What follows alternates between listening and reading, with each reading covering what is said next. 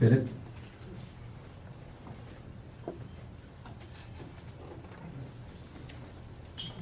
Thank you, Ricky.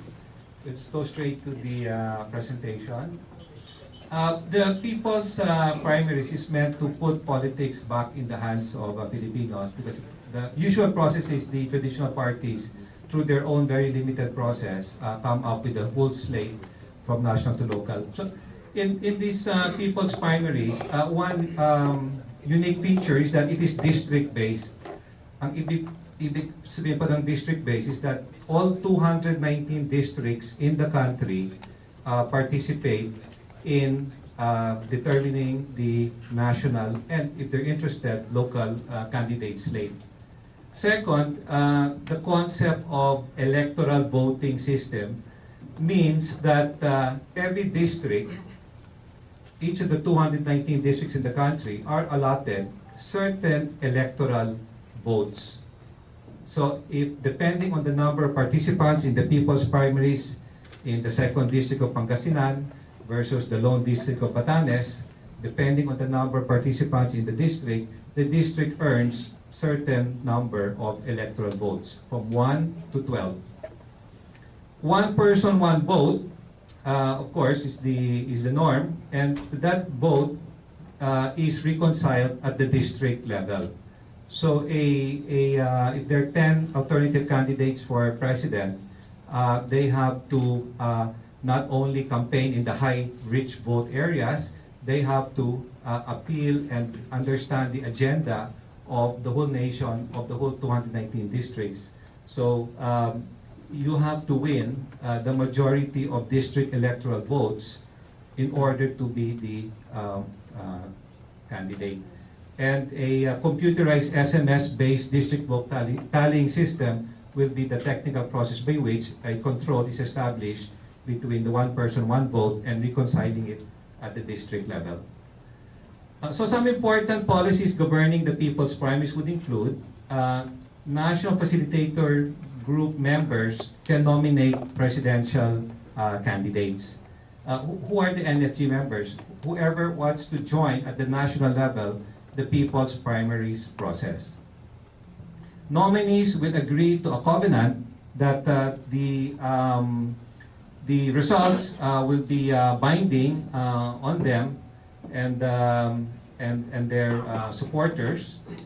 Partisan groups, defined as any group that already has a candidate, that's how we define a partisan group, can participate in the National Technical Working Group to have oversight over the whole process. Is it a fair process? Does it give equal opportunity for alternative candidates to explain their vision, their agenda, etc., so that there is a process by which the partisan groups can get involved in having oversight.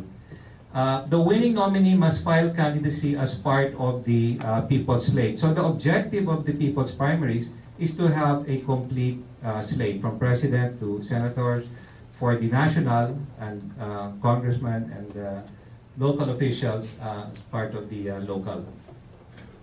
The National Screening Committee determines application of qualified nominees. So the district electoral vote system has 6 points. The district will have between 1 to 12 electoral votes.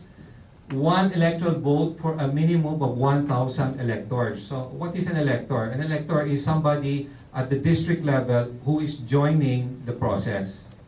So for every 1,000 in a district, that district gets 1 electoral vote. For every increment of 10,000 electors, there will be an additional electoral vote for that district.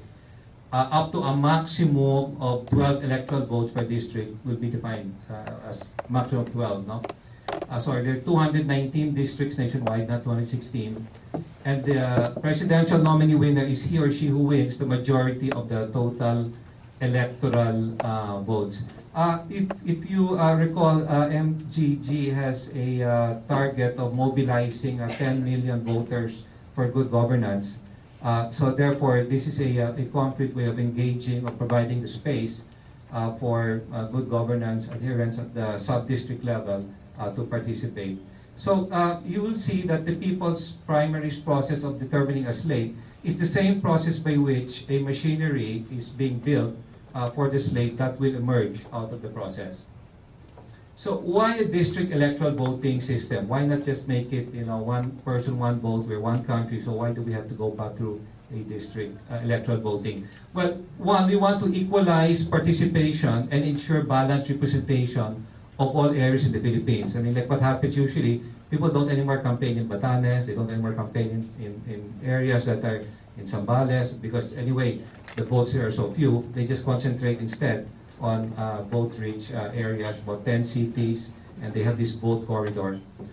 So we don't want that to happen in the people's primaries process. Second, we want to ensure non-domination by limited sector or organizations that are disproportionately large. So you might be very large in Centro Luzon, but not very large in Mindanao. So this is a process by which the sectors and organizations size is made proportional to the districts all over the country, and make the process less subject to manipulation or suspicion of manipulation. Anything in politics, you like to throw a stone at it. So the more your process is less subject to manipulation, because you don't just manipulate 10 places, you have to manipulate 219 districts, and it's a bit more difficult to do, no?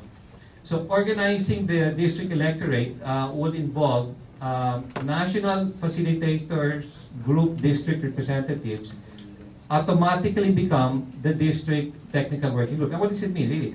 The organizations that join this process at the national level, whoever are their members, chapters, allies, organizations, friends, at the district level, automatically become the core group at the district level. And it is the role of the core group to do organization of sub-district members. So the district technical working group will now recruit local district organizations to form the district facilitators group. So the action here really happens at the district level. Very little goes on at the national level, because this is a district electoral voting system. And the organizations, for example, at the sub-district level would be, student councils, parent-teachers associations, microfinance organizations, agrarian reform communities, organizations that don't normally have a national presence. But these are mobilized by the members, district members of organizations that have national presence. And the DFG will recruit district electors, these are the active people who want to join this process, from among its members and spheres of influence. So for example, there's a student council, they have parents, they have cousins, they have people they work with. So that would be the spheres of influence, so that from national organizations,